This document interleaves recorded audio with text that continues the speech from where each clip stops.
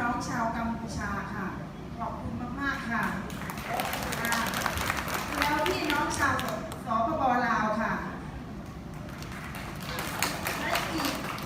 อีกหลายๆประเทศนะคะที่ดิฉันไม่ได้กล่าวและตอนนี้ดิฉันกำลังฟักไข่อยู่ประเทศญี่ปุ่นค่ะดิฉันจะไปทุกที่เลยที่มีคนผ่านสายตาหรือเดินชนเป็นคุยหรือจะไปที่ไหนก็ตามดิฉันจะแนะนำให้รู้จักไลออนมอลไม่ใช่นะคุณไลออนมอลทั้งหมดเลยค่ะดังนั้นดิฉันก็ขอฝากคำกรไว้หน่อยแล้วกันนะคะเปลี่ยนความคิดชีวิตท่านเปลี่ยนแปลงแน่ขอเพียงแต่สงบจิตเหมือนแก้วใสเก็บประสบการณ์และความเก่งไว้ในใจ